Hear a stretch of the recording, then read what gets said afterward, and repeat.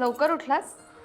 हा नाही लय लवकर नाही, अर्धा तास लवकर उठलो. आज फॅक्टरीत जायचं ना लवकर, तिकडे ते दहीहंडीचं. अरे हा, मी विसरलेच होते, आज दहीहंडी नाही का? विसरून कसं चालेल, मीच फोडणार आहे दहीहंडी.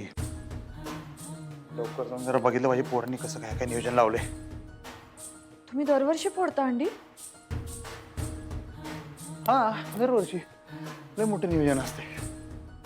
किती तर असतात हो. मी काय म्हणते, तुम्ही नका जाऊ, तुम्ही नका रिस्क घेऊ. नकोच ते, तुम्हाला माहितीये ना दरवर्षी मोठी दहीहंडी करायच्या नादात किती अपघात होतात.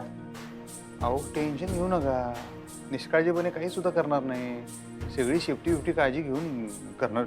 बरं चला, लय फोन यायला लागले पोरांचे, मला पळलं पाहिजे आता. ठीक आहे, थांबा थांबा थांबा थांबा. मी पटकन पूजा करून घेते, चहा नाश्ता करा आणि मगच. अजिबात नको, मला आता लेट झालाय, मी जातो, पहिल्यांदा पळतो. मी तुमचं काही ऐकून घेणार नाही. तुम्ही दरवेळी असंच करता, बाहेर खातो म्हणता, बाहेरही खात नाही, घरी खात नाही. हो ऐका मस्तीन नाही हो, काय ऐकणार.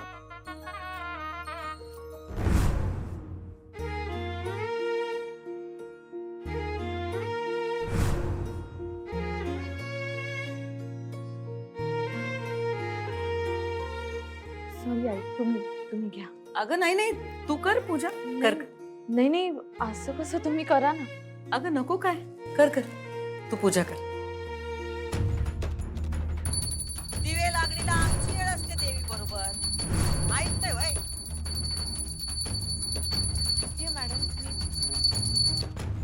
आमची देवी, आमचा येळ, आमच्या येळेत अडचण करत जाऊ नका, कळलं काय?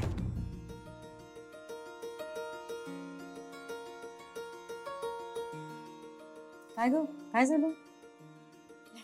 काय नाही. कर ना पूजा. अहो पण पूजेचा मान तुमचा ना.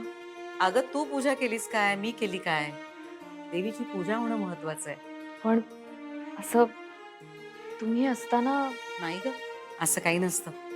तू पुढची पिढी आहेस. हा, सगळ्या रीती सगळ्या परंपरा तुला सांभाळायच्या, त्यामुळे आता हा मान तुझा आहे. कर. पण आई, तुम्ही इथे असताना. असलं काही वाटून घेऊ नकोस. देवीची पूजा होणं महत्वाचं आहे.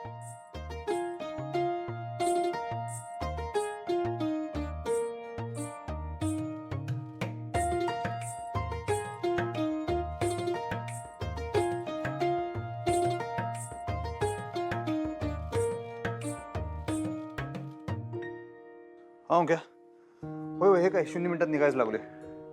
पोचला ना समधी? आलो आलो, हा आलो. त्यासाठी काय करायचं, म्हणजे काय करायचं? म्हणजे एकदम वरच्या थराला नाही, पण खालच्या थराला कोणाला तरी हलव.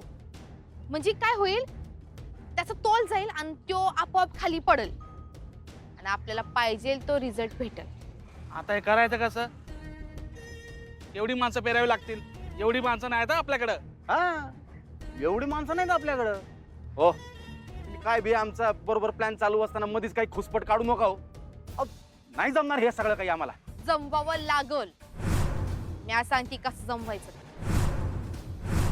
माझ्याकडे लय आयडिया आहे. ए परे, याच्या मध्ये माझं नाव यायला नाही पाहिजे. रम्या, कळलं ना? काय बी होणार नाही हो. तुमचं नाव घेण्याचा प्रश्नच येत नाही. नका टेन्शन घेऊ तुम्ही, आपल्या विश्वासातली माणसं आहे. अरे होईल ना सगळं काही नीट? हो हो. हा, सांगते ऐका. आदिपती नाही का, जेव्हा दहीहंडी फोडायला वर चढेल ना, तेव्हा त्याला काहीतरी टोचलं पाहिजे, लागलं पाहिजे त्याच्या पायाला काहीतरी. म्हणजे काय होईल, त्याचं लक्ष निघून जाईल. हा, आणि मग तेव्हाच तुम्ही खालच्या माणसाला हलवा, म्हणजे तो निसटल आणि खाली आपटल. नाही पण ते टायमिंग जुळून यायला पाहिजे का नाही? नाही जुळून आलं टायमिंग तर मग तुमचा प्लॅन बी आहे की? हा, आमचा बी प्लॅन आहे.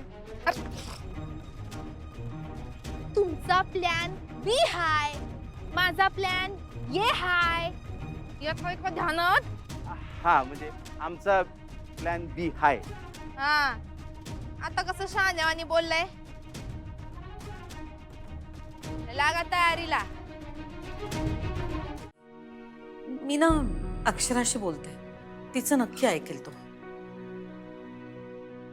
अगं अधिपती गेला का ग? हो. तू त्याला समजावलं नाहीस, त्याला थांबवलं नाहीस. हो आई, मी खूप प्रयत्न केला त्यांना सांगायचा, पण त्यांनी नाही ऐकलं माझं. भुवनेश्वरी मॅडमचं पण ते ऐकायचं नाही. आपलं कसं ऐकतील. आणि तुम्ही काळजी करू नका, त्यांना ह्या गोष्टीत आनंद मिळतो. मग मलाही असं वाटलं की ठीक आहे ना, कशाला अडवायचं त्यांना. अगं आनंद मिळतो म्हणून काय स्वतःचा जीव धोक्यात घालायचा? आई, तुम्ही नका काळजी करू. ते सगळं सेफली करणार आहेत. त्यांनी सांगितलंय मला तसं. अक्षरा, मी तेच तिला सांगत होतो. अधिपती काही पहिल्यांदा दहीहंडी खेळत नाहीये. दरवर्षी खेळत, त्याला काही नाही होणार. इतक्या वर्षात झालं नाही म्हणजे आता होणार नाही असं नाही ना. वेळ काय कधी सांगून येते. चारू,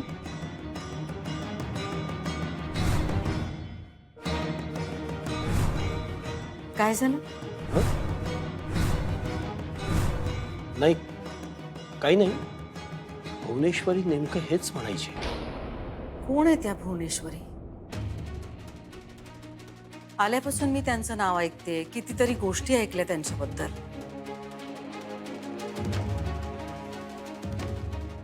कुठे असतील त्या?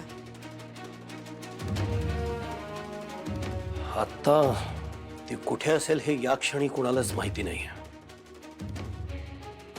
पण ती येईल की कवा ना कवा तरी. मग ती आल्यावर तुम्ही काय करणार आहात? काय करणार म्हणजे? त्यांना कडकडून मिठी मारणार.